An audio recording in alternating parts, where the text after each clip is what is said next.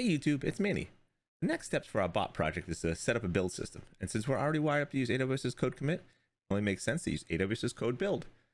Now I'm saying build system, but since this is Python and it's an interpreted language, not a compiled language, what we're really going to use code build for is to run our unit tests. And yes, we will be writing unit tests as we go. How else can you verify code is doing the correct thing before you deploy it? So in this video, we'll be adding on to our Cloudformation template to have it create the code build resources and then executing a dummy test we create in our project to see how it all works. Before we start, if you're new to the channel, please hit the subscribe button and ding that notification bell so you know when there's new videos. And if you're looking for someone to game with, you can find me and other players in the Militia Discord server. The link is in the description below.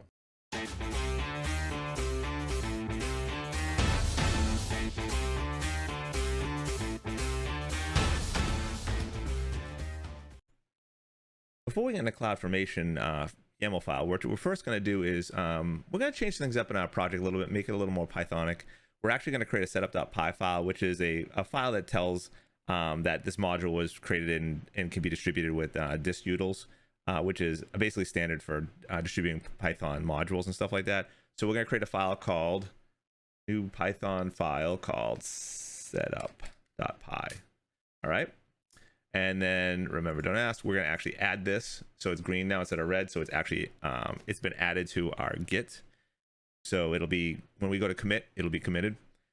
Now I'm going to copy and paste this whole thing so I don't type it all out, but we'll go over it real quickly. So I'll put a space in there and then a space at the end of this. All right. So this is basically our import line. So we're going to import setup tools, So from setup tools, we're going to import find package and setup. Those are just being used in there. So setup is here. It's a method that calls. And we name our project, which is Militia Discord app, all lowercase. Extras required. We're going to actually use PyTest. And then packages, we're going to find packages in our source directory, and package.dir is a source dir. So that's where it's going to find everything. That's saved. Now we're actually going to create our source directory. So in here, we're going to new, and we're going to say directory, and it's going to be source / and we're going to actually name it all lowercase Militia Discord app. Boom. All right. Now we have that. We're going to actually take our bot class. I'm going to move that into here. We're just going to drag and drop it. It's going to say, yep, search for references, refactor. Bam. All right. So it opened it up. Now it's blue. You see it's blue because it's been edited. Green is new. Blue is edited. And that's all the Git. Those are Git colors. Red means it's not going to be added when it's actually time to commit. So that's fine. All right. So now we're going to actually run a pip command. Remember, pip is actually Python package installer. So I'm going to do pip install -e .tests, right? This is actually going to do two things. This is going to make the project an editable install by creating a directory named source / militia discord app.egg-info. And it's also going to put PyTest is going to be installed in the project's virtual environment. So if we look inside the virtual environments and the libraries, and you will see where it installed PyTest, and it also created this militia discord.egg, which basically contains metadata and the source code of the package for when we package it up. Essentially everything for Python gets stored in an egg for installation and distribution. Now that we've got PyTest installed in the virtual environment, let's actually set up PyCharms to use PyTest. Go to File, we're going to go to Settings, we're going to go down to Tools, and we're going to go to Python integrated tools, and you see testing. Default test runner is unit tests. I'm going to change this to PyTest and hit OK. All right, so now we're actually going to create a test directory structure. So in the top level, we're going to actually say new directory, and it's going to be test / militia discord app, all lowercase, just like it is source militia discord app in the source. Hit enter, like that. Now open up bot. We're going to actually right click on the ping command, and we're going to say generate a test, and then we're going to actually search where we're going to put it. So source, we want to go to test militia discord app, and we're going to place it in there. Basically test function _ping test bot, hit OK. Now this creates a just a default test with a cert fail, so this test will fail every time we run it. Now in order to run this test, all we do is hit the play button here and run PyTest right here, and it runs, and we see it fails. Assert failed. You got an assertion error, right? Because it failed. It actually says assert failed. We're going to change this to true, capital TRU. We're going to run it again. Test. And this time it passes. Green check mark. It passes because it's true. This is really testing nothing. What we want is to get the infrastructure in place to allow us to test our code easily and continuously. So this is the first step. This test will eventually be removed or changed to be something else. All right, so now we actually have our test infrastructure in place, and we can actually write tests, run tests, which is great. What I want to do now is actually add our Cloudformation YAML file to our package so that we actually have it on the source control and we don't lose it, because it's actually very important. So let's create a new directory, and we'll actually call it configuration. Enter. And we're going to create a file in here called new file. We're going to call it pipeline.yaml. Simply, this is our infrastructure for creating our code complete and our code build right now. Eventually we'll add pipeline and deploy to it as well so that we get everything down. But for now, this is what we're going to have. I'm actually kind of copy and paste all the code in here, and we'll go over it real quickly. All right, so let's go through this file. Scroll to the top. Now I've added a few things in here. This is the code commit. I put some comments in there for the code commit section, and then we scroll down, and this is what we went over before. Now here's the code build section, and the first thing we need to do is create a builder role. This is actually what's going to execute the build. So it's a role of I am role, and then you have the name, and then you assume role policies. We're going to assume code build, and then the actual policy itself. You get a name, the version, and a statement. So we're going to allow, and we want to allow all of these actions. So basically, for logging, we need these three: log, create log groups, create log stream, and put log events. Or we want to see what happens with the build. Does it pass, fail, whatever else, right? Then we have S3, and this is more or less for our tests. We don't actually have any artifacts being generated right now, so these are just for storing test objects. For example, like pass, failed. Then you have the code commit. We want to pull the code we're getting from code commit and the actual code build stuff. So create report groups, create report, batch put test, and update reports. Resources, we're just doing star. We could get this more specific, but star for now will work. Then we come down to the actual builder itself. Here's the code build type. We're not generating any artifacts. And then here's the environment we're going to run it in. It's a Linux container and a build general one small. This is the free tier. And this is the image that we're actually using to on the actual machine, on the VM. Now here's the name of the stack. We're going to name it the stack, and then the service role is the one we just created above. Source is going to be code commit. That's where we're getting our code from. And this is the location of it. It's a repository, and you need the URL, basically the SSH. And then this is just a comment I put in here for the build spec, because this is something that's different for, like, you could use this same document if you were doing Java, Node.js, Python, whatever else. This is the part that's important. This is actually the build part. So in here we have phases. This is the build spec phases. You have the install phase, runtime version. We're going to have Python. This is where you'd have Java or Node.js. And then we're actually going to run this command, which is pip3 install pytest. So we're running Python 3. We're going to install pytest. Then we get down to the actual command we're going to run. And we're going to run python-m pytest, and then with the option of JUnit.xml, and we're going to actually put our reports here, test reports / output report.xml. Now here's the report section. It's pytest reports. File is output.xml. Then the base directory is test reports, and file format is JUnit.xml. Now, we're actually, once the build kicks off and finishes, we want to get a email notification so we don't have to log into the console to see what happened. So we're going to create a new SNS topic, and this is the name, code build notification. Subscription endpoint is we're actually going to email.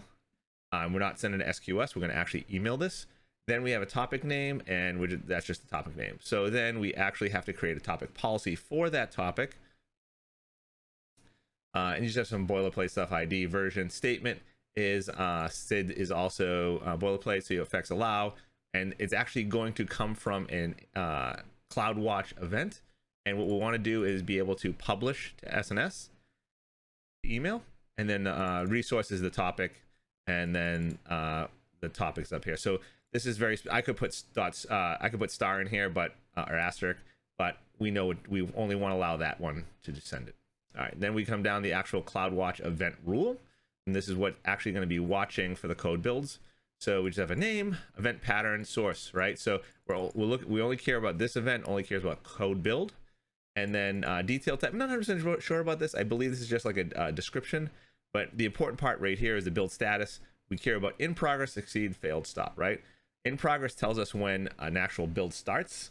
And then the other three are actually end parts. This is like the start part, and these are end statuses. Succeed, failed, or someone stops it, right? Now, once it's done, we're actually sending it to a target, and we'll send it to the SNS build notification, just boilerplate IDing it for Cloudwatch. I'm sorry, for Cloudformation, and then input transformer. This is very important because when I first did this, I used the basic notification that came with the actual code build, but it ended up sending me an email with a big, huge JSON formatted text, and it was really hard to read because it told you everything about the test that ran, right? So it basically just sent you the whole test run. I don't care about all that information. It's hard to find it, pass, fail, whatever else. So use this input transformer, and we take 3 items out of the actual path map. So you take the build ID, the project name, and the build status. So that's how you get it. .details, .build ID, details, project name, details, build status. Then once we have these mapped, we can then actually put in the input transformer, and we get this nice email with this as the description or the subject or whatever it is inside the email. You get build, the build ID, so you know which one it was, or build project and the project name. You know, you don't really need this necessarily, but if you have multiple projects, it's good to know which one it is, has reached the status of whatever it is, passed, failed, stopped, and that's it. So there's our YAML file, and now we're going to load it up and upload it to Cloudformation, and we'll see how it runs. All right, so let's load this file up. Now I will have a link to this file in the description below that you can download so you can check it out yourself. So let's go to AWS console. So you basically console.aws.amazon.com and log in. We're going to go to Cloudformation. If you have recently visited, great. If you don't, you could type Cloudformation in here, click here. Now I've been messing around, so I have a couple stacks that I'm playing with. Go to your stack that you want. With the Militia Discord app, we're going to say update. We're going to replace the current template that we have, upload a template, choose a file, and now our file is located in our PyCharms project, Militia Discord app, in the configuration. So we're going to do the pipeline.yaml, and then just hit next, because we're going to keep the same email address, and everything else is next. Then we got to go down here, and it's basically acknowledging that yes, we are going to create some IAM stuff, and it's dangerous, so be careful. So update stack. And we'll come back in a minute when this has finished, because it does take some time. All right, so it finished running, and we've now created all our resources for our build. So let's actually go up to services, and then I have code build here, but you could actually type code build. Click on code build, and we come here, and I have 2, the test one, which is what I test on, and the actual one we just uploaded. So we'll click in here, and then we have not pushed our test infrastructure up. So when I start this build, it's actually going to fail. So first, let's actually go back to our project, and we're going to actually right click here, go down to Git. We're going to commit. Now we want a commit message. We're going to say added testing infrastructure. We're going to commit it. And then we're going to go back to our project. We're going to right click and go down to Git again, and we're going to actually push. And we're gonna, this is all the stuff we're putting in, everything we've added. These init files are actually Python things, and make them packages so that Python can actually read them down. We'll eventually have to add them to our source as well, but it's okay for now. Push. Now we go back to here, and we can actually go to services. We'll go to code commit, a new window, and we'll see just now. So we actually just added, if we look in our Militia Discord, we have configuration, source, and test. Now code build. Close this. Now hit the start build. We'll go in here, project, single build, batch build. We'll do timeouts, disable artifacts. Don't worry about that. We're going to do a branch build. We're going to choose our branch, which we only have one, which is master. If you had multiples, you could. You can give commit IDs and stuff like that, environment variables, but we're just going to hit start build. Now, this is going to take a little while, so we'll come back in a minute when this is done. All right, so now we're back, and you can see status succeeded. And great. So now if you scroll down, you have all these logs you can look at and see, or you can go to your reports and actually see the report. So you see, here's the report, it succeeded, boom. So if we click on the report, we had basically one test passed, test ping succeeded. Now it would tell you down here which ones failed if they did fail. So that's that. All right, so one thing I did forget to mention was you actually do need to go to your email and actually confirm your subscription, so you actually start getting emails notifications. And once you have confirmed your email subscription, you will get the following emails. You'll actually get here's the first one you get is actually a build status of in progress. So you have your build ID, your project name, and then your status, which we just started the build. then you'll get the follow-up, which is an actual same thing, build ID, same build ID for the project, succeeded. So as it stands right now, there's really no big benefit to actually having the email notifications, because you actually have to do all the builds manually anyway. But we're setting this up for the future when we actually have a code pipeline running, which anytime you check code in, it automatically will kick off a build. So once again, no actual coding, but setting up your project for unit testing is extremely important. The upfront cost of setting this up, this infrastructure up, will pay off in the end when we start writing code. So bear with me for a little while longer. I hope you did enjoy this video and found it helpful. If you did, please hit that like button below and leave a comment. If you have any questions, I'll do my best to answer them. If you'd like to see more content like this, then please smash the subscribe button. And if you have any questions about what we covered in this or any other video, then you can also find me on Twitch at twitch.tv/Maniocrity, where I stream Friday, Saturday, and Sunday evenings starting at 10 p.m. Eastern Standard Time. Till next time, YouTube, take it easy.